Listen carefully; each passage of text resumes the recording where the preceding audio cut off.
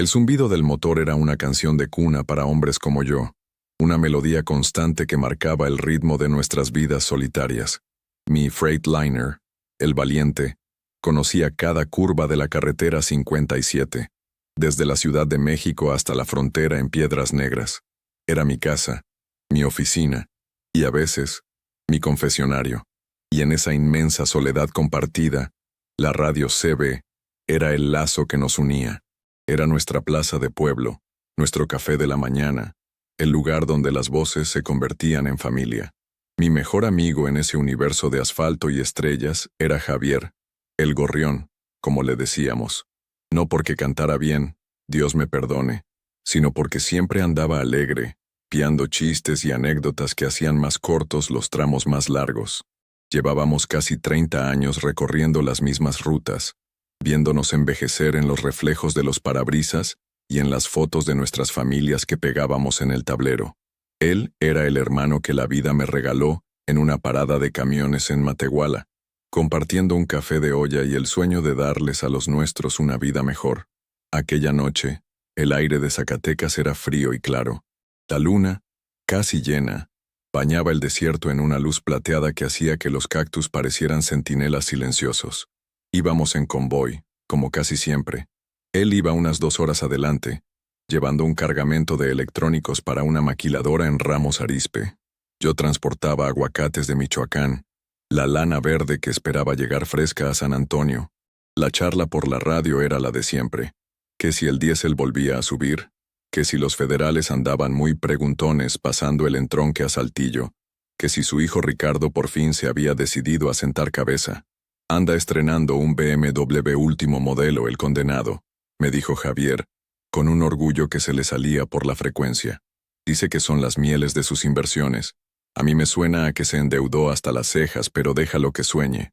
Mientras no se olvide de su madre, todo está bien. Nos reímos. Conocía a Ricardo, un buen muchacho, pero con la cabeza llena de ideas de la gran ciudad, de Polanco, de un mundo que Javier y yo solo veíamos en las películas. Para él, el éxito se medía en marcas y lujos, no en kilómetros recorridos con honor. Seguimos platicando de nimiedades, de la comida en el paradero de la finca, de lo buena que estaba la salsa macha que su esposa Elena le había preparado. Esta mujer mía vale oro, mi Armando. Algún día cuando nos retiremos te juro que la voy a llevar a cenar a uno de esos restaurantes de lujo en la Ciudad de México, de esos donde te sirven en platos más grandes que la mesa. Se lo merece todo. Su voz era cálida, llena de un amor genuino que el tiempo no había desgastado. Yo le seguí la corriente, contándole de mis nietos, de cómo el más chico ya empezaba a decir camión. La vida, en esos momentos, parecía sencilla y buena. Un tramo más, una entrega más, y de vuelta a casa. El ciclo eterno del trailero. A las 11:59 p.m., Javier se despidió. Bueno, mi hermano, voy a apagar la radio un rato. Voy a poner la música de los viejos tiempos, un poco de José Alfredo para que me acompañe hasta el próximo paradero. Te veo para el café en la mañana, ¿sale?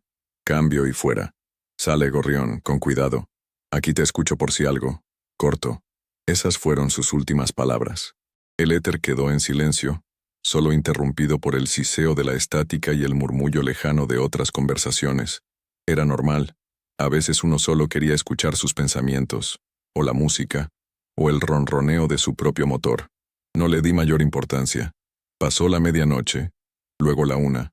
La carretera se hizo más oscura, más solitaria. El paisaje desértico, bajo la luz de la luna, tenía una belleza desoladora. Puse mi propia música, pero mi mente seguía en la radio. Había una costumbre no escrita entre nosotros, una regla de caballeros del camino. Cada hora, más o menos, uno soltaba un reporte, un simple ¿todo bien por allá?, solo para saber que el otro seguía rodando. Cuando dieron las 12:00 a.m. y el silencio de Javier seguía, una pequeña espina de inquietud se me clavó en el pecho. Intenté llamarlo. Gorrión, ¿me copias? Reportando frecuencia, Armando el Valiente, para El Gorrión. ¿Todo en orden, compadre? Silencio. Solo la estática me respondió. Insistí una y otra vez. Javier, contesta, carajo, ¿estás ahí? Nada. La inquietud se convirtió en una ansiedad fría que me empezó a recorrer la espalda. Esto no era normal.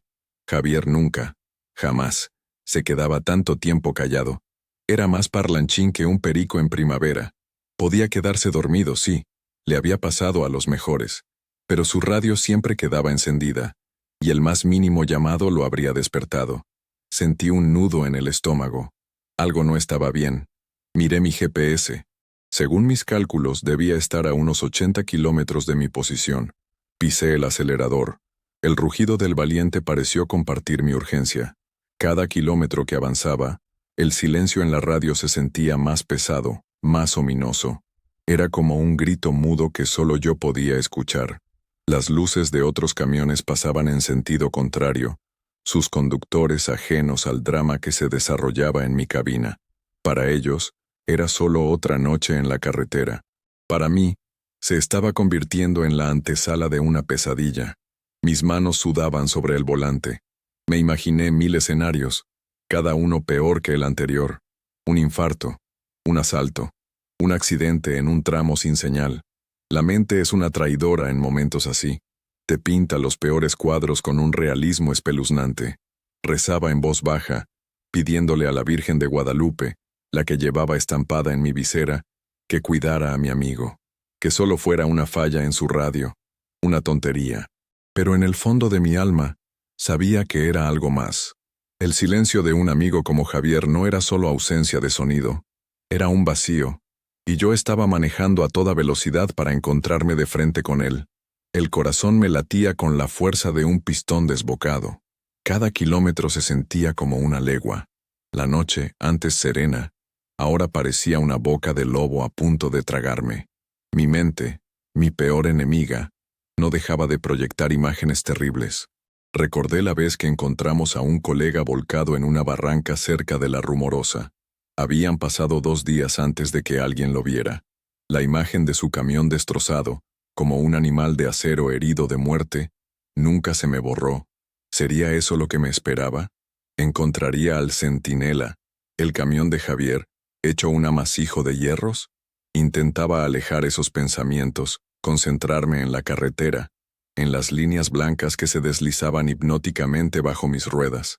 Pero la ansiedad era un veneno que ya corría por mis venas. Finalmente, vi unas luces intermitentes a lo lejos. No eran de policía, ni de ambulancia. Eran las luces de emergencia de un tráiler. Estaba orillado en el acotamiento, en una posición extraña, no del todo estacionado, como si el conductor hubiera perdido el control por un instante y hubiera logrado detenerlo justo a tiempo. El corazón me dio un vuelco. A medida que me acercaba, reconocí la silueta. Era el Kenworth T680 de Javier, el centinela. Un nudo de hielo se formó en mi garganta. Detuve mi camión unos 50 metros detrás, encendí mis propias intermitentes y bajé de un salto. El frío de la madrugada me golpeó, pero no lo sentí. Corrí hacia el camión de mi amigo gritando su nombre. Javier, Gorrión, ¿estás bien? La cabina estaba a oscuras. La puerta del conductor estaba sin seguro. La abrí con un rechinido que pareció rasgar el silencio sepulcral de la noche, y allí estaba él, sentado al volante, con las manos sobre las piernas, la cabeza ligeramente inclinada hacia un lado. Sus ojos estaban abiertos, fijos en un punto indefinido del parabrisas. No había sangre, ni signos de violencia. Su rostro estaba sereno, casi en paz, pero era una paz antinatural, vacía. La radio CB estaba apagada, completamente muerta. La música de José Alfredo se había terminado. El único sonido era el leve zumbido electrónico del tablero. Javier, le dije, tocándole el hombro. Estaba tibio. Javier, compadre, contéstame. Pero no hubo respuesta. Sus ojos no parpadearon. No se movió. Era como si estuviera hecho de cera, una estatua de sí mismo. Le tomé el pulso en el cuello. Había un latido, débil, pero constante. Estaba vivo, pero estaba ausente. Era un silencio total, un silencio que venía de adentro de él, profundo y aterrador. Era como si su alma se hubiera desconectado, dejando solo el cuerpo.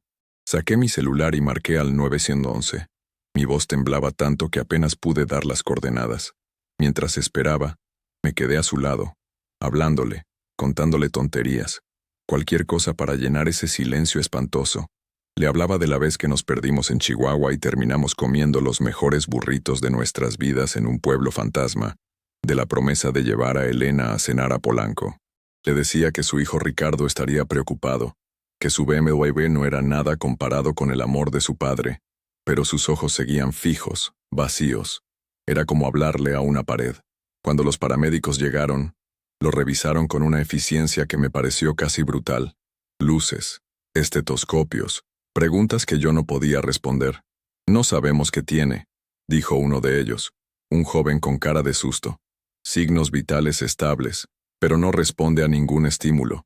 Es como si estuviera apagado. Lo bajaron en una camilla, con un cuidado que contrastaba con la quietud de Javier. Verlo así, tan lleno de vida como era, ahora inerte, siendo trasladado a una ambulancia, fue una de las imágenes más dolorosas de mi vida.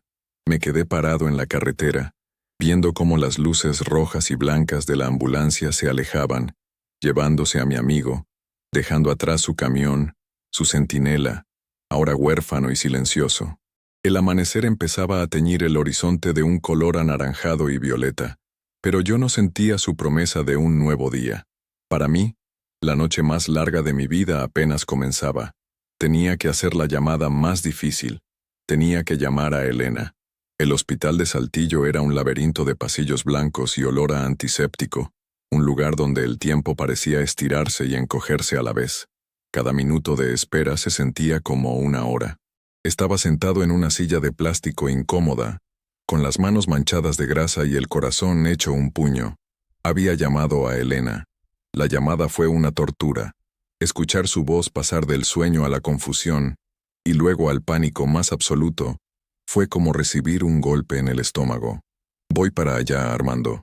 Ricardo me lleva. No te muevas de ahí, por favor. Su voz, aunque quebrada por el llanto, tenía una firmeza que siempre admiré. Elena era una roca. Ricardo, el hijo, había reaccionado con una mezcla de incredulidad y enojo, como si la situación fuera una molestia, una interrupción en su ordenada vida de finanzas y autos de lujo.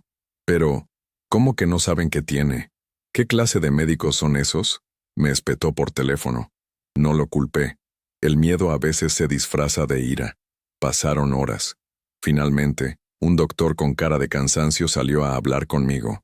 Soy el doctor Benítez. Usted trajo al señor Javier Ramírez, ¿verdad?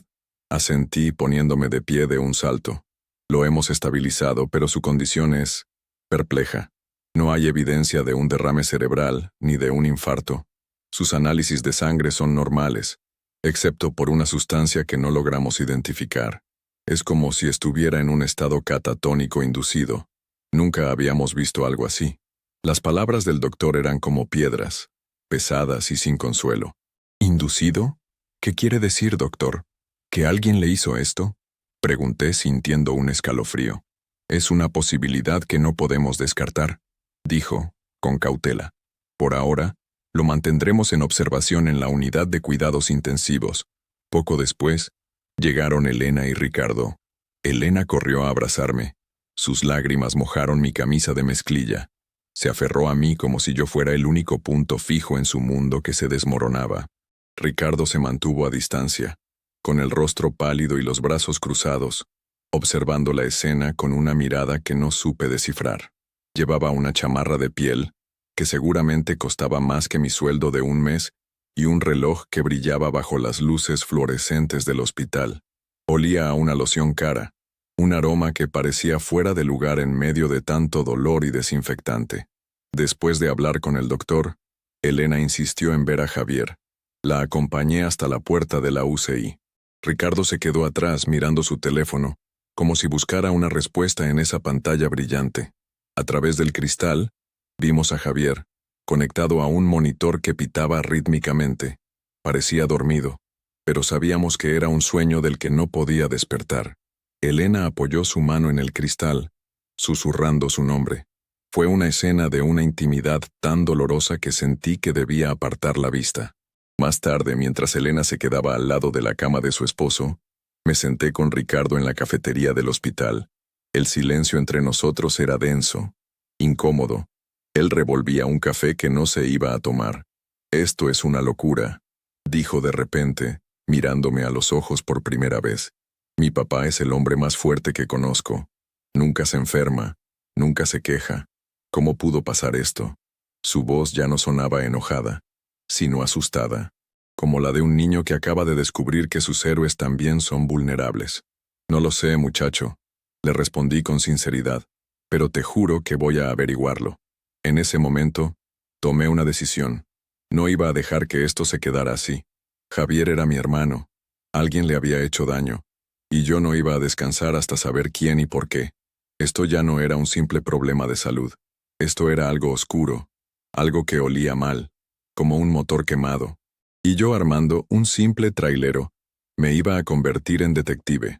Mi primera pista estaba a 80 kilómetros de allí, en un acotamiento solitario. El camión de Javier. El centinela silencioso.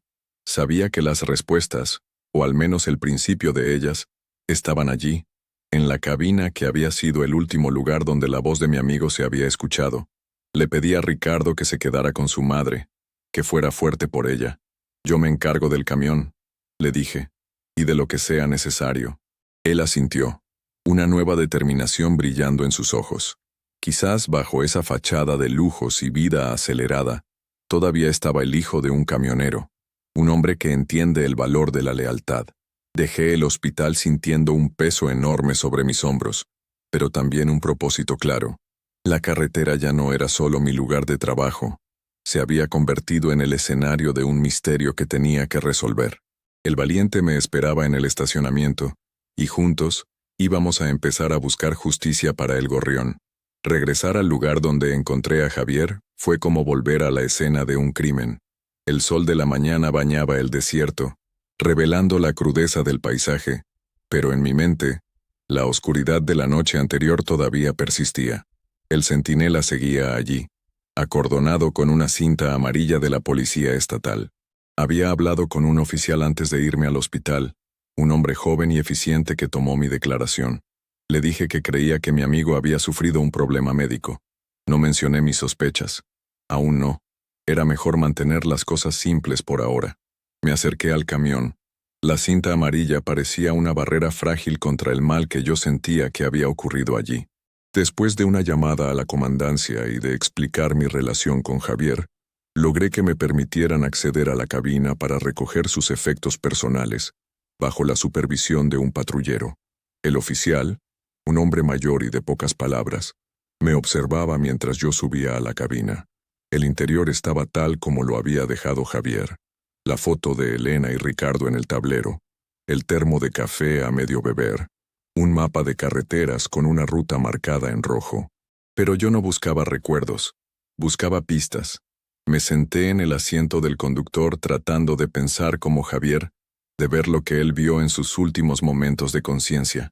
Mi instinto me decía que revisara la bitácora de viaje. Los camioneros vivimos y morimos por la bitácora. Es el registro sagrado de nuestras horas, nuestras paradas, nuestros descansos. La de Javier estaba en su lugar, en una carpeta de vinilo. La abrí. Todo parecía en orden. La hora de salida, las paradas de rutina para cargar diésel, el descanso para comer. Pero entonces noté algo. Una pequeña anotación, casi imperceptible, en el margen de la página del día anterior. Eran unas coordenadas de GPS y una hora. 10:30 p.m. No era una parada programada. Estaba a unos 40 kilómetros de un pequeño pueblo llamado El Refugio, un lugar que no estaba en nuestra ruta habitual. ¿Qué había estado haciendo Javier allí? Sentí una corriente eléctrica. Era la primera hebra de la que podía tirar. Con disimulo tomé una foto de la anotación con mi celular. Luego revisé la guantera. Encontré un fajo de papeles. Los manifiestos de carga. Electrónicos, como él había dicho. Pero engrapado en la parte de atrás, había un segundo manifiesto. Uno que parecía una copia al carbón, con una descripción de carga diferente. Refacciones industriales. Alta precisión. El destinatario también era distinto. No era la maquiladora en Ramos Arizpe, sino una bodega en las afueras de Monterrey. El corazón me empezó a latir más rápido. 2 manifiestos. Una parada no programada. Esto ya no era una coincidencia. Recogí las pertenencias de Javier en una caja, su ropa, sus fotos, su termo. Le di las gracias al oficial y me dirigí a mi camión. Sentado en mi propia cabina, me sentí como un náufrago en un mar de dudas. Tenía que tomar una decisión. Podía entregarle esto a la policía, a gente que no conocía a Javier, que vería esto como un caso más en un archivo polvoriento. O podía seguir investigando por mi cuenta, con cuidado, usando mi conocimiento de la carretera y de su gente. La lealtad a mi amigo me dictó el camino. Decidí ir a El Refugio. Programé las coordenadas en mi GPS. Era un desvío de casi 2 horas, pero no me importaba. Tenía que saber qué había llevado a Javier a ese lugar. Mientras conducía, pensaba en el estilo de vida de Ricardo, en su BMW, en las inversiones que mencionaba. ¿Y si Javier, en un intento por darle a su familia una vida más lujosa, se había metido en algo turbio? La idea me revolvió el estómago. No podía ser. Javier era un hombre recto, un hombre de principios, pero la desesperación puede llevar a la gente buena a hacer cosas malas. Tenía que descartar esa posibilidad, por mi propia paz mental. El Refugio era un pueblo polvoriento, de esos que parecen olvidados por el tiempo. Una calle principal, una gasolinera, una tienda de abarrotes y una pequeña fonda. Según las coordenadas, el lugar que buscaba estaba en las afueras, en una zona de bodegas y talleres mecánicos abandonados. Estacioné el Valiente a una distancia prudente y caminé. El sol pegaba con fuerza. El lugar que marcaba el GPS era un taller mecánico destartalado, con el letrero Taller El Milagro colgando de un solo clavo. Parecía cerrado, pero vi un rastro de aceite fresco en el suelo de tierra. Me acerqué con cautela. La puerta estaba entreabierta. Adentro, un hombre viejo y flaco, con un overol manchado de grasa, limpiaba una pieza de motor. Levantó la vista cuando entré. Sus ojos pequeños y desconfiados me estudiaron. «Buenas tardes», dije, tratando de sonar casual. «Busco a un amigo, trailero, como yo. Pudo haber pasado por aquí anoche. Maneja un Kenworth rojo, muy bien cuidado». El viejo dejó la pieza sobre un banco de trabajo y se limpió las manos en un trapo. «¿Y por qué habría de pasar por aquí?», preguntó, su voz rasposa como una lija. «Este no es un paradero. Tuvo un problema con una manguera. Mentí. Me dijo que un buen mecánico por esta zona lo había ayudado. Le dicen, El Milagro. ¿Es usted?». El hombre pareció relajarse un poco. Una pizca de orgullo asomó en su rostro arrugado. «A veces los hago», dijo. «Sí, anoche vino un trailero en un camión rojo. Tenía prisa el hombre, pero no venía por una manguera. Se detuvo como si hubiera hablado de más. Me acerqué sacando un par de billetes de mi cartera. Solo quiero saber si está bien. Soy como su hermano. Se perdió la comunicación con él y estamos preocupados». El viejo miró los billetes y luego a mis ojos. Dudó un instante. «No se metió en problemas aquí, si es lo que te preocupa», dijo, tomando el dinero con una rapidez sorprendente. Vino a recoger un paquete. Unos hombres en una camioneta negra se lo entregaron. Todo fue muy rápido. Él parecía nervioso. Les pagó, cargó una caja pequeña en su cabina y se fue. ¿Vio qué había en la caja? ¿Escuchó algo? Presioné. El mecánico negó con la cabeza. «No, amigo. En este negocio uno aprende a no ver y a no escuchar. Es más sano. Pero te diré algo. Esos tipos de la camioneta no tenían cara de buenos amigos. Parecían más bien de los que te cobran las deudas a la mala». La descripción del mecánico confirmó mis peores temores. Javier no estaba transportando solo electrónicos. Se había metido en algo más, algo que lo puso nervioso, algo que involucraba a gente peligrosa. Y esa pequeña caja que subió a su cabina, ¿dónde estaba? No la había visto cuando recogí sus cosas. La policía tampoco la mencionó. Eso significaba que quien quiera que le hubiera hecho daño a Javier, se la había llevado. Salí del taller con la cabeza dándome vueltas. El misterio se hacía cada vez más profundo. Regresé a mi camión, me senté al volante y miré el desierto. Me sentía pequeño, insignificante ante la magnitud de lo que estaba enfrentando. Pero entonces pensé en Javier, en su risa, en su lealtad, en su sueño de llevar a Elena a cenar. Y la determinación volvió a encenderse en mí. No era un detective, no era un policía. Era un trailero, pero la carretera me había enseñado a ser paciente, a observar, a sobrevivir. Y esas eran las herramientas que iba a usar para encontrar la verdad. Pasé los siguientes 2 días sumergido en un mundo que no era el mío. Mientras Elena mantenía una vigilia incansable junto a la cama de Javier, y los médicos seguían sin respuestas, yo me convertí en una sombra que se movía entre el hospital y la cabina de mi camión, que ahora era mi centro de operaciones. Ricardo, para mi sorpresa, se convirtió en mi aliado inesperado. La crisis pareció haberlo despojado de su capa de cinismo y autosuficiencia. Vi en él no al joven materialista, sino al hijo aterrorizado que necesitaba hacer algo, cualquier cosa, para ayudar a su padre. Le mostré la foto de la bitácora y le conté sobre el segundo manifiesto y mi visita al taller El Milagro. Su rostro se endureció. Mi papá no es un criminal, Armando, dijo con una convicción feroz. Si hizo esto, fue porque lo obligaron o lo engañaron. Él no es así. Lo sé, Ricardo. Lo sé mejor que nadie, le aseguré. Por eso tenemos que descubrir quién está detrás de esto. Ricardo se puso a trabajar. Mientras yo era un hombre de asfalto y motores, él era un hombre de datos y redes. Se encerró con su laptop en un rincón de la cafetería del hospital y empezó a investigar. Buscó información sobre la empresa del segundo manifiesto, Logística Fronteriza S.A., de CV. Resultó ser una compañía fantasma, con una dirección fiscal que correspondía a un terreno baldío en Matamoros, un callejón sin salida. Mientras tanto, yo usaba mis propias redes. La radio CB, que antes era para chistes y saludos, se convirtió en mi herramienta de investigación. Con mucha discreción empecé a preguntar entre los colegas más viejos y de confianza. ¿Alguien ha oído hablar de una empresa llamada Logística Fronteriza? ¿Han visto camionetas negras sospechosas en la Ruta 57? Las primeras respuestas fueron negativas. Pero los traileros somos una comunidad unida, y la noticia de lo que le pasó a Javier, aunque disfrazada como un problema de salud grave y repentino, se había corrido como la pólvora. Todos querían ayudar al gorrión. La mañana del tercer día, recibí una llamada en un canal privado. Era un viejo amigo, el Caimán, un trailero retirado que ahora tenía una pequeña fonda en un entronque cerca de San Luis Potosí. Armando, soy yo, el Caimán. Su voz sonaba baja, casi conspiradora. Escuché lo que andas preguntando. Ten mucho cuidado, compadre. Ese nombre, Logística Fronteriza, es la fachada de un tipo pesado. Se llama Ramiro Morales. Mi corazón dio un brinco. Un nombre. Por fin, un nombre. ¿Quién es ese Morales?, pregunté. Un extrailero que se torció, explicó el Caimán. Empezó con una pequeña flota y creció demasiado rápido. Se dice que no transporta precisamente refacciones. Mueve contrabando, cosas delicadas. Y es conocido por no dejar cabos sueltos.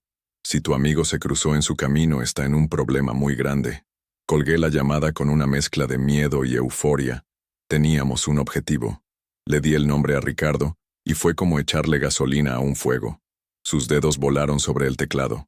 En menos de una hora, había encontrado un perfil de Ramiro Morales en una revista social de Monterrey. La foto mostraba a un hombre de unos 50 años, sonriente, con un traje caro, al lado de su esposa, quien lucía un bolso Chanel, que probablemente valía más que el motor de mi camión. El artículo hablaba de su éxito como empresario, de su visión para los negocios y de sus fiestas filantrópicas. Celebraron en una mansión con chef privado. Leyó Ricardo en voz alta, con una mueca de asco. Este tipo vive como un rey a costa de gente como mi papá. La rabia en la voz de Ricardo era palpable. Era la misma rabia que yo sentía. La injusticia de ver a un hombre como Morales disfrutar de lujos obscenos, mientras mi amigo yacía en una cama de hospital, desconectado del mundo. Tenemos que encontrar una conexión entre Morales y mi padre, dijo Ricardo, su mente trabajando a toda velocidad. Algo que lo vincule directamente con lo que pasó. Se le ocurrió una idea. ¿Mi papá tenía alguna cuenta bancaria que mamá no conozca? ¿Algún lugar donde pudiera recibir un pago extra sin que ella se diera cuenta? Elena, a quien pusimos al tanto de nuestras sospechas, negó con la cabeza. Javier y yo lo compartíamos todo. Nunca hubo secretos de dinero. Pero entonces recordó algo. Hace unos meses abrió una cuenta de inversión pequeña.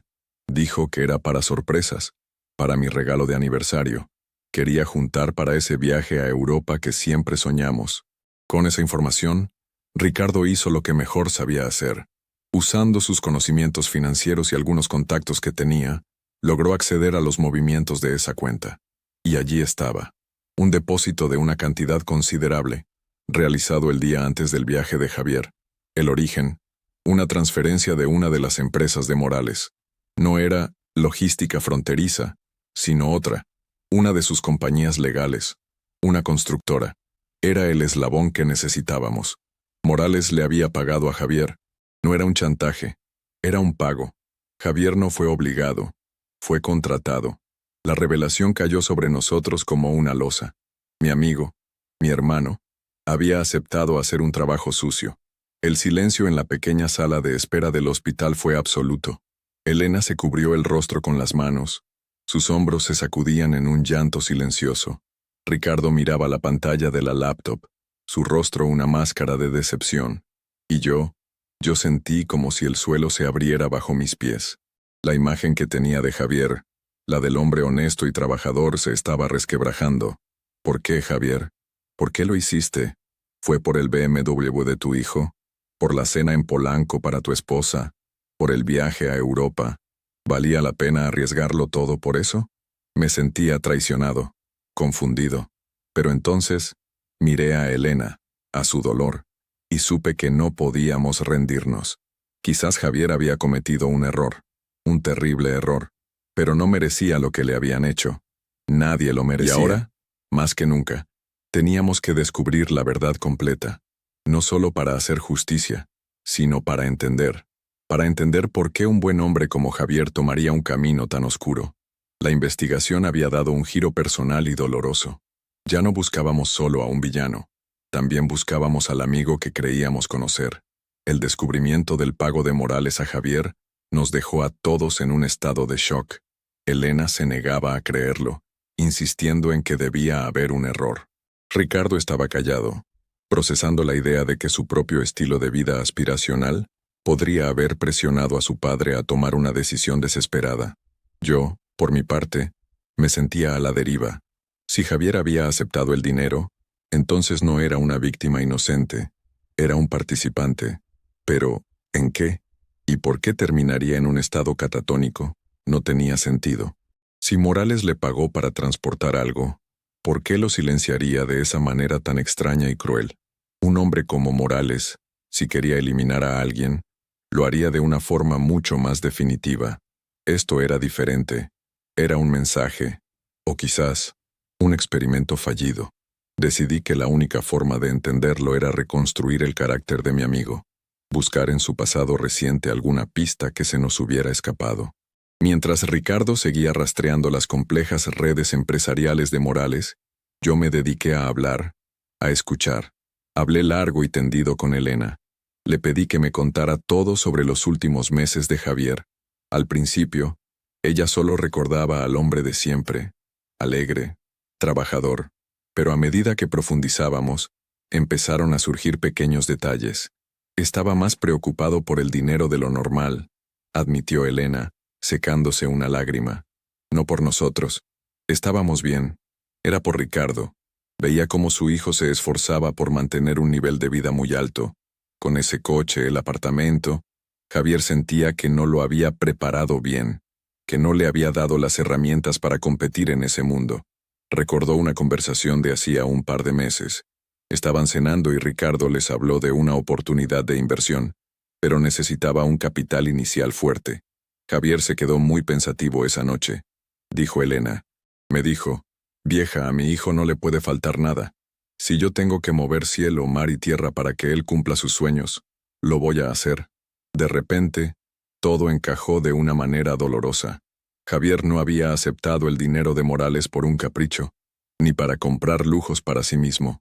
Lo había hecho por su hijo. Había cometido un error por amor, el más puro y a la vez más peligroso de los motivos. Compartí esto con Ricardo. Cuando escuchó las palabras de su madre, se derrumbó. El joven arrogante y seguro de sí mismo desapareció, dejando en su lugar a un hijo abrumado por la culpa. Es mi culpa, susurró, con el rostro entre las manos. Yo y mi estúpida necesidad de aparentar. Mi papá solo quería ayudarme. Fue un momento de quiebre para él, pero también de transformación. La culpa se convirtió en un combustible para su determinación. Vamos a hundir a Morales, Armando. Te lo juro por la vida de mi padre. Con esta nueva perspectiva, las piezas del rompecabezas empezaron a tomar una forma más clara. Javier no era un criminal, era un padre desesperado. Probablemente pensó que sería un solo viaje, un trabajo fácil para conseguir el dinero que su hijo necesitaba. Seguramente Morales se lo pintó así, pero algo salió mal en esa parada en el refugio. El mecánico dijo que Javier parecía nervioso. Tal vez vio algo que no debía ver. Tal vez la caja pequeña contenía algo mucho más peligroso de lo que le habían dicho. Decidimos que necesitábamos saber más sobre la carga. Ricardo se enfocó en eso. Utilizando el número de serie de uno de los manifiestos, empezó a buscar en bases de datos de importación y exportación, buscando cualquier irregularidad. Mientras tanto yo volví a lo mío. La carretera. Puse a correr la voz entre mi red de confianza. Ya no preguntaba por Morales, sino por la carga. ¿Alguien ha transportado refacciones industriales de alta precisión para alguna de las empresas de Morales?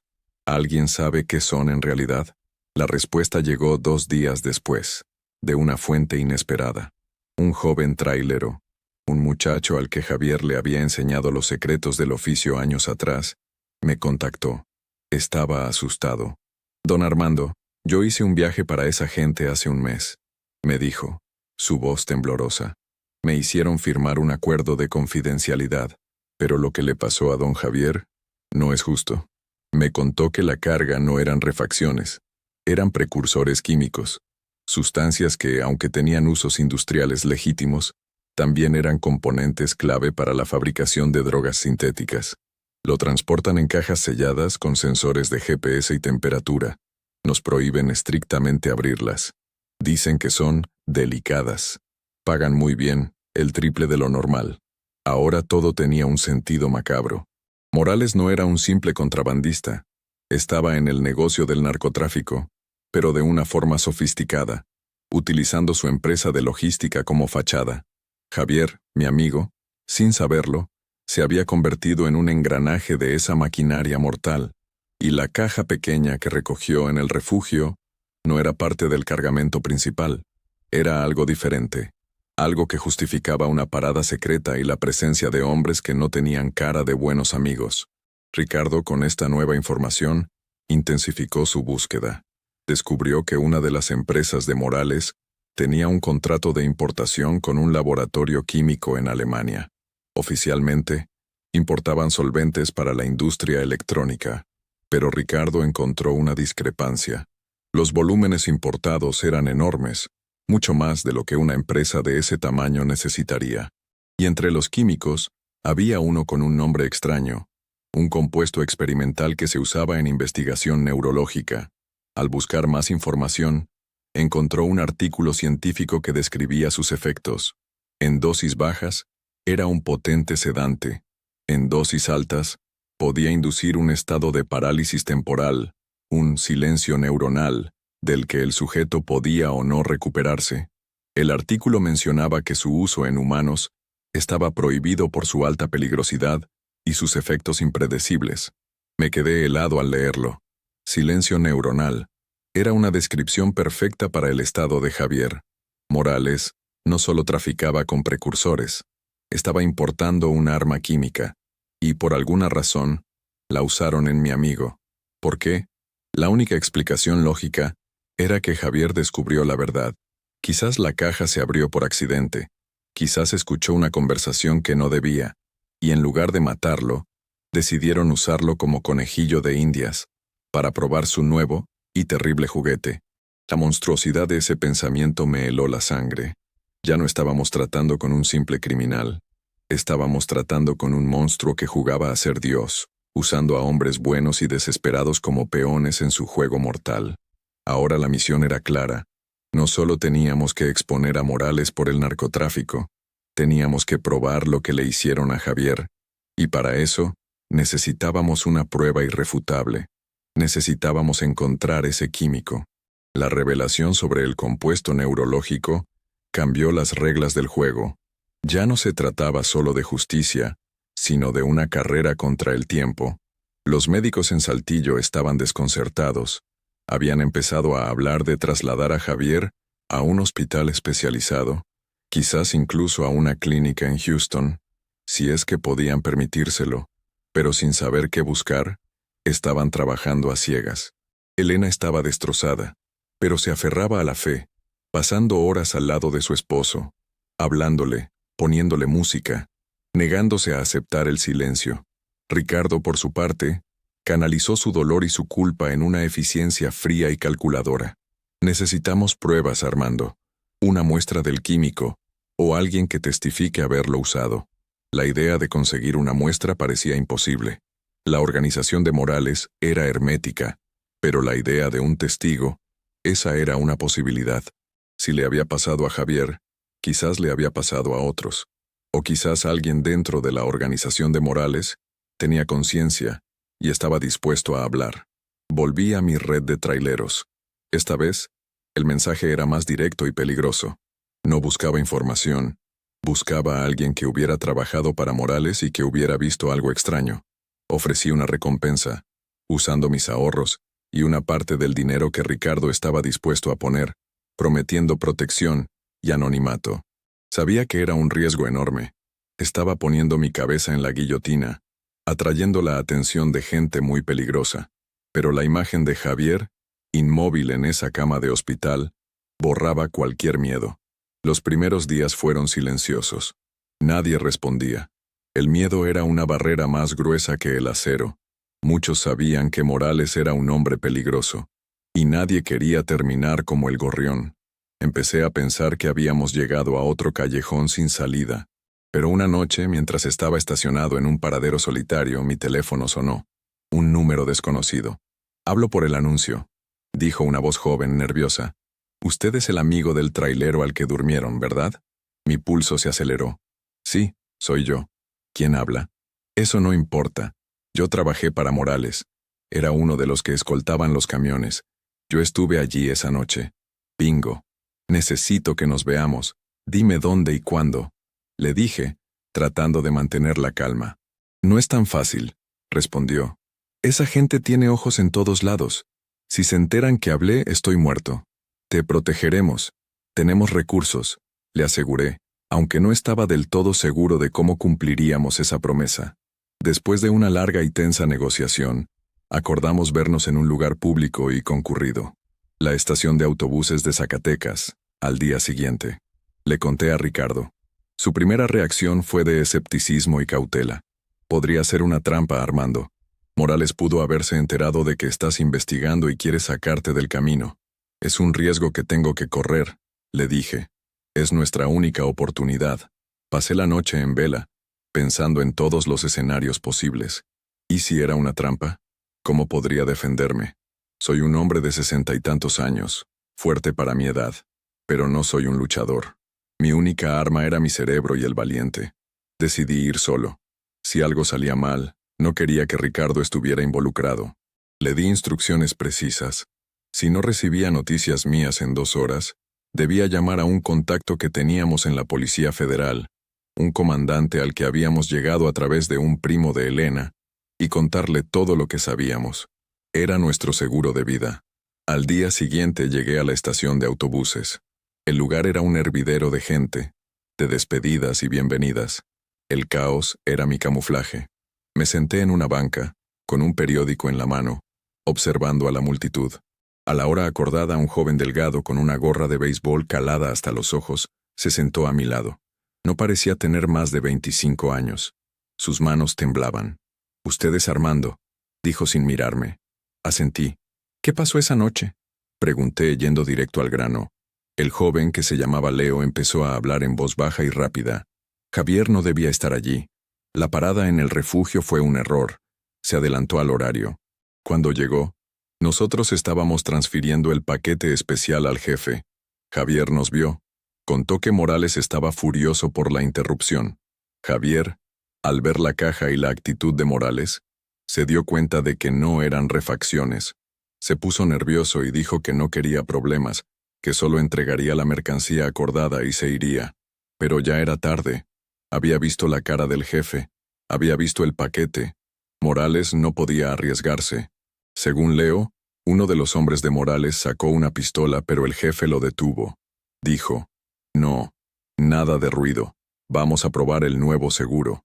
Sacó un pequeño dispositivo, parecido a un inhalador, y se acercó a Javier, quien estaba paralizado de miedo.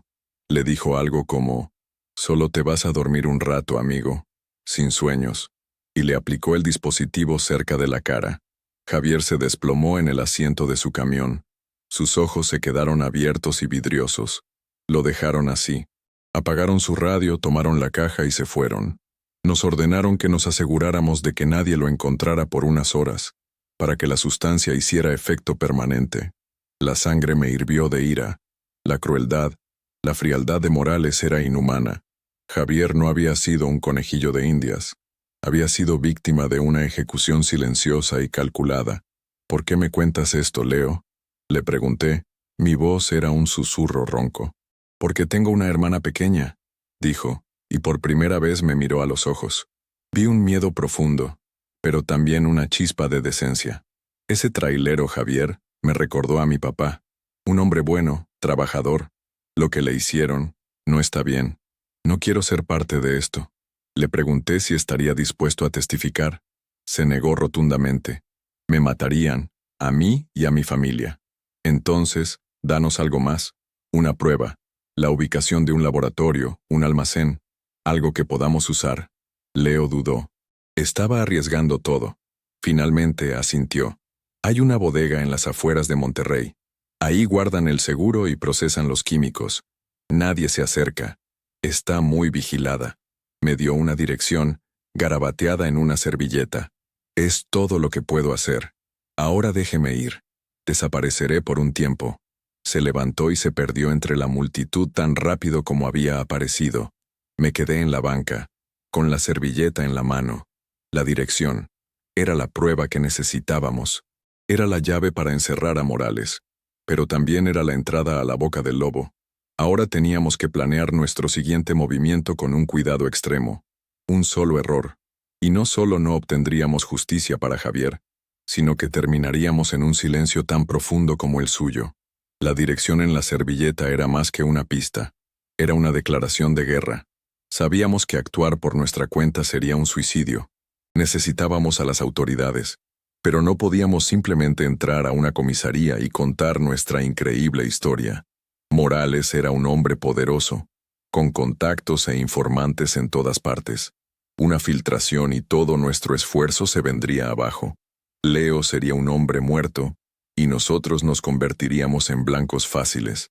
Ricardo y yo nos reunimos con el comandante Varela, el contacto de la Policía Federal. Era un hombre de la vieja escuela, con una mirada penetrante que parecía leerte el alma. Le expusimos todo. El segundo manifiesto, el pago, el testimonio de Leo, el compuesto neurológico. Escuchó en silencio, sin interrumpir, sus dedos formando una pirámide bajo su barbilla.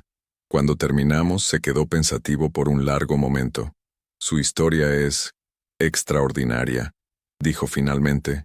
Y si es cierta, Ramiro Morales es mucho más peligroso de lo que imaginábamos. No es un simple contrabandista. Traficar con un arma neurotóxica de ese calibre es un acto de terrorismo. Varela nos creyó. Quizás fue la desesperación honesta en mis ojos, o la meticulosa evidencia digital que Ricardo había recopilado. O quizás Varela ya tenía a Morales en su radar, y nuestra historia era la pieza que le faltaba. No podemos hacer un operativo a gran escala, explicó el comandante. Alertaríamos a sus informantes. Necesitamos una forma de entrar a esa bodega y atraparlos con las manos en la masa. Y necesito que la evidencia sea irrefutable. Entonces, a Ricardo se le ocurrió un plan. Era audaz, arriesgado, y dependía de que Morales fuera tan arrogante como creíamos. Morales usa a los traileros como mulas. ¿Qué pasaría si una de sus mulas tuviera un problema justo frente a su bodega?, propuso Ricardo. El plan era este. Yo, Armando, fingiría una avería en mi camión, el Valiente, justo en el camino de acceso a la bodega. Bloquearía la entrada, creando un problema logístico que requeriría la atención del agente de Morales.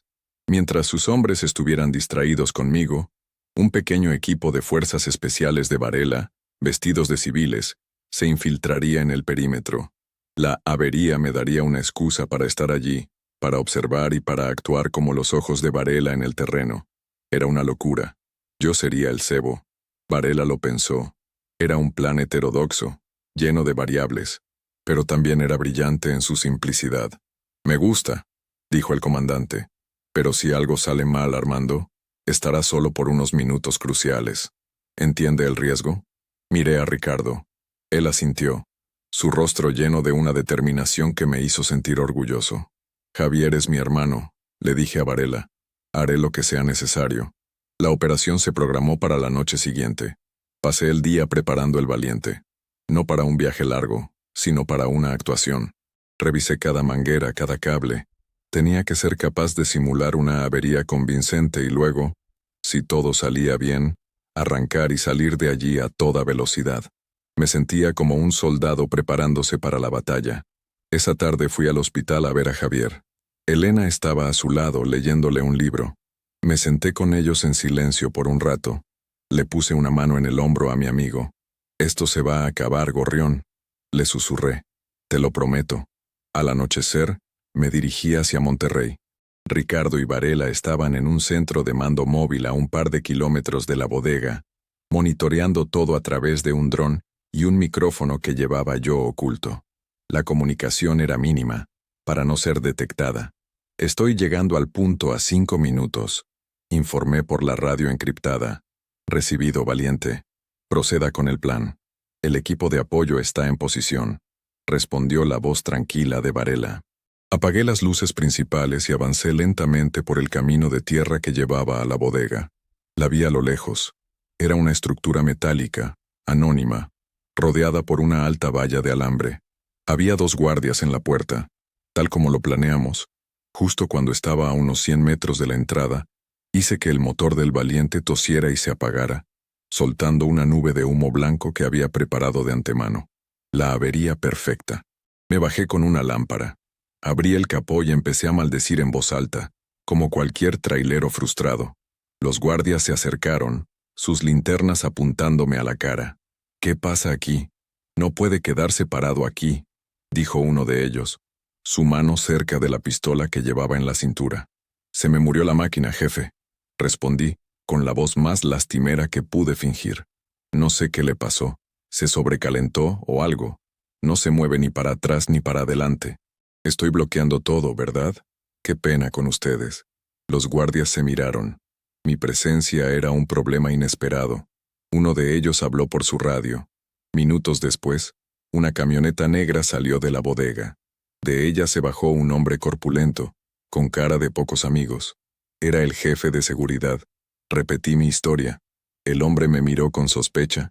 «¿Quién te envió por este camino? Esta es propiedad privada». «El GPS, jefe. Me mandó por aquí para cortar camino. Ya ve cómo es esta tecnología». Improvisé. Mientras lo mantenía distraído el equipo de Varela, 2 hombres y una mujer en un coche viejo y destartalado, se acercaron por la parte trasera de la bodega y cortaron la valla.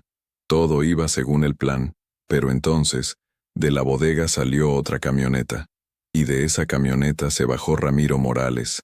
Mi sangre se heló. No se suponía que él estuviera allí. Se acercó a mí. Sus ojos fríos me analizaron de pies a cabeza. «Armando, ¿verdad? Amigo del gorrión», dijo, y una sonrisa torcida se dibujó en su rostro. «Qué coincidencia encontrarte aquí». Era una trampa. De alguna manera, se había enterado. Leo, el joven informante, los había traicionado o lo habían atrapado. Mi corazón se detuvo. Estaba solo, frente al hombre que destruyó a mi amigo.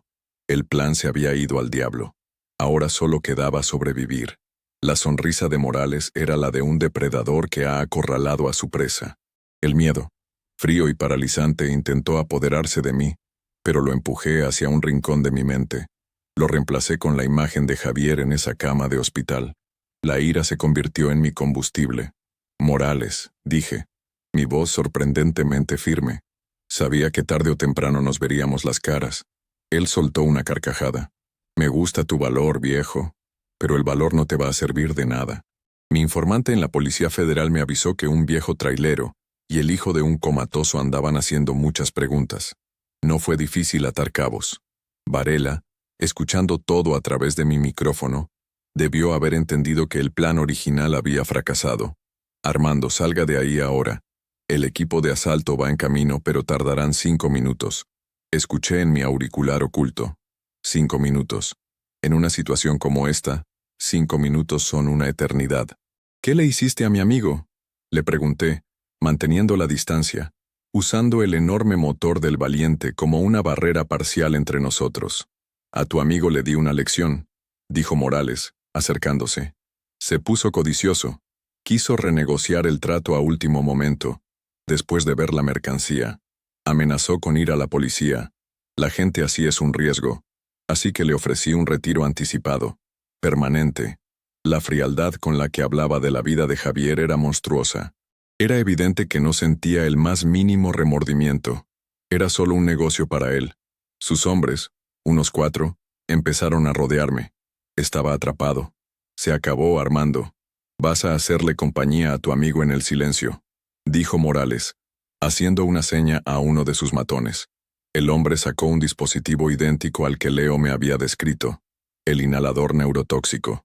Mi mente corría a 1000 por hora. No podía dejar que me atraparan. Tenía que luchar, ganar tiempo. Recordé la preparación del Valiente. No solo había simulado una avería, también había hecho una pequeña modificación. Conecté un interruptor en el tablero a la bomba de diésel, permitiéndome purgar una gran cantidad de combustible al suelo con solo apretar un botón. Antes de que hagas una estupidez, le dije a Morales, tratando de ganar segundos. Deberías saber que todo lo que estás diciendo está siendo grabado. La Policía Federal te está escuchando ahora mismo. La expresión de Morales vaciló por una fracción de segundo. Era una mentira, pero una lo suficientemente plausible como para sembrar la duda. Aproveché ese instante de vacilación. Apreté el botón oculto. Un chorro de diésel empezó a rociar el suelo polvoriento debajo del camión, creando un charco oscuro y de olor penetrante que se extendía rápidamente hacia ellos. Al mismo tiempo, metí la mano en la cabina y saqué una bengala de emergencia que siempre llevaba. ¡Atrás!, grité. Un paso más y volamos todos por los aires. Los hombres se detuvieron mirando el charco de diésel y la bengala en mi mano con pánico. El diésel no es tan volátil como la gasolina, pero un incendio de esa magnitud sería una catástrofe. Morales me miró con odio puro. «Estás loco, viejo», siseó. «Puede ser, pero tengo menos que perder que tú», le respondí. Fue el farol de mi vida, pero funcionó. Les di el espacio que necesitaba. Salté a la cabina del Valiente. Giré la llave y recé a todos los santos que conocía. El motor, mi fiel compañero, rugió a la vida al primer intento. Metí reversa con una violencia que hizo chirriar los engranajes y pisé el acelerador a fondo. El camión se sacudió y se lanzó hacia atrás, lejos del círculo de hombres armados.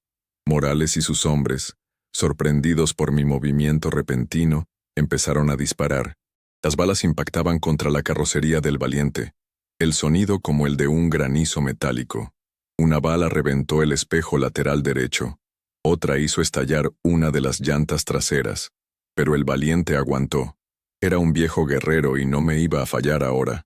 Di un volantazo. Puse primera y aceleré por el camino de tierra, levantando una nube de polvo que lo cegó momentáneamente. A lo lejos, vi las luces parpadeantes de las patrullas de Varela. Estaban llegando. La caballería estaba aquí. Miré por el espejo retrovisor. Morales y sus hombres corrían hacia sus vehículos tratando de escapar, pero era demasiado tarde para ellos. El equipo de asalto que se había infiltrado por la parte trasera ya los estaba interceptando. El sonido de más disparos llenó la noche, pero esta vez eran disparos controlados, profesionales. Detuve el Valiente a una distancia segura y observé cómo el equipo de Varela sometía a Morales y a su gente con una eficiencia implacable. Lo vi caer de rodillas con las manos en la nuca. El hombre que se creía un rey, el que jugaba a ser Dios, reducido a un simple criminal en el polvo. Me temblaban las manos y las piernas. La adrenalina empezó a bajar, dejando paso a un agotamiento profundo. Había funcionado, habíamos ganado. Apoyé la frente en el volante, el olor a diésel y a pólvora llenando mis pulmones. Estaba vivo, y tenía la justicia para Javier en mis manos. La caída de Ramiro Morales fue noticia nacional. El descubrimiento del laboratorio de precursores químicos y, sobre todo, del compuesto neurotóxico, desató un escándalo que salpicó a políticos y empresarios. La bodega no era solo un almacén, era el centro de una operación de bioterrorismo a pequeña escala. Leo, el joven informante, fue puesto bajo protección de testigos y su testimonio fue clave para desmantelar toda la red. Morales y sus hombres enfrentaban cargos que los mantendrían en prisión por el resto de sus vidas. La justicia, esa dama que a veces parece tan esquiva en nuestro país por una vez, había prevalecido. Con la fórmula del químico en manos de las autoridades, los médicos finalmente tuvieron un punto de partida. Un equipo de especialistas, financiado por un fondo del gobierno para víctimas de crímenes de alto impacto, desarrolló un antídoto experimental. Fue un proceso largo y lento. Pasaron semanas, que se convirtieron en meses. Elena nunca perdió la esperanza. Se mudó a un pequeño apartamento cerca del hospital, creando un santuario de normalidad alrededor de la cama de Javier. Le leía las noticias, le contaba sobre los nietos, le ponía sus canciones favoritas. Ricardo también cambió. Vendió su BMW y usó el dinero para ayudar con los gastos de su madre y para iniciar un fondo de ayuda para las familias de traileros que sufren accidentes o caen víctimas del crimen. Descubrió que el verdadero valor no estaba en las marcas de lujo, sino en la lealtad, el sacrificio y el amor a la familia. Se convirtió en el hombre que su padre siempre supo que podía ser. Yo volví a la carretera. El valiente, con sus cicatrices de bala, era un recordatorio constante de esa noche, pero ya no sentía la necesidad de venganza, solo una paz cansada. Había cumplido mi promesa. Cada vez que pasaba por el tramo donde encontré a Javier, sentía un escalofrío, pero también una sensación de cierre. La vida en la carretera siguió su curso. Los motores siguieron rugiendo, el diésel siguió subiendo de precio, y las historias siguieron fluyendo por la radio CB. Pero algo había cambiado. La hermandad entre nosotros se sentía más fuerte, como si la historia del gorrión nos hubiera recordado a todos nuestra propia vulnerabilidad y la importancia de cuidarnos los unos a los otros. Un día, 6 meses después de la captura de Morales, mi teléfono sonó. Era Ricardo. Su voz estaba quebrada por la emoción. Armando, tienes que venir. Es papá. No dijo más. No necesitaba hacerlo. Conduje toda la noche, el corazón latiéndome con una esperanza que no me había atrevido a sentir en mucho tiempo. Cuando llegué al hospital, Elena me recibió en el pasillo con un abrazo y lágrimas de alegría. Entré en la habitación. Javier estaba sentado en la cama, más delgado, con la mirada un poco perdida, pero estaba despierto. Me miró, y una lenta sonrisa se dibujó en su rostro. Armando, hermano, dijo. Su voz era un susurro rasposo, débil por el desuso, pero era su voz. Era la voz de mi amigo regresando del silencio. Me acerqué y le tomé la mano. Sus dedos apretaron los míos con una fuerza sorprendente. No dijimos mucho más. No hacía falta. En ese apretón de manos estaba todo. La gratitud, la amistad, la promesa de kilómetros por recorrer y cafés por compartir. Su recuperación fue lenta, un milagro de la medicina y del amor inquebrantable de su familia. Tuvo que aprender a hablar de nuevo, a caminar, a conectar su mente con su cuerpo, pero el gorrión había vuelto a la jaula, y aunque quizás nunca volvería a volar por las carreteras en su centinela, estaba vivo, estaba presente. Unos meses después, para celebrar su progreso, Ricardo cumplió la promesa de su padre. Reservó una mesa en el restaurante más elegante de Polanco. No fuimos en un BMW, sino en una camioneta cómoda que Ricardo había comprado. Allí estábamos. Javier, Elena, Ricardo y yo. 4 personas unidas por una pesadilla, celebrando la vida. Javier, con su traje prestado y su sonrisa recuperada, levantó su copa de agua. Por la familia, dijo, mirando a Elena y Ricardo. Y por los hermanos que nos da la carretera, añadió, mirándome a mí. Brindamos. Y en ese momento, bajo las luces de un lujo que una vez pareció tan importante, me di cuenta de que la mayor riqueza no estaba allí, sino en la lealtad, en la justicia y en el sonido, por fin recuperado, de la voz de un amigo. Gracias por llegar hasta el final de esta reflexión. Si estás leyendo esto, quiero que sepas que no estás solo. Espero que esta historia te haya llegado al corazón. Me encantaría saber qué piensas, así que por favor, déjame un comentario abajo. Tu opinión es muy importante para mí y me ayuda a crear más historias como esta. Si te gustó, no olvides seguir el canal para no perderte las próximas. También me gustaría pedirte un favor. ¿Qué tipo de historias te gustaría escuchar? ¿Hay algún tema o asunto que te interese en particular? Tus ideas son mi mayor inspiración. Y cuéntame, ¿desde qué ciudad o país me estás escuchando? Me llena de alegría saber hasta dónde llegan estas reflexiones. Como una pequeña forma de agradecer tu tiempo y tu apoyo, he dejado un par de recetas de tés relajantes y unos postres deliciosos sin azúcar en el primer comentario fijado. Es un pequeño detalle, una forma de cuidar de ti, así como ustedes cuidan de este canal con su presencia. Gracias de nuevo por estar aquí. Que Dios te proteja a ti y a los tuyos, hoy y siempre. Un abrazo fuerte.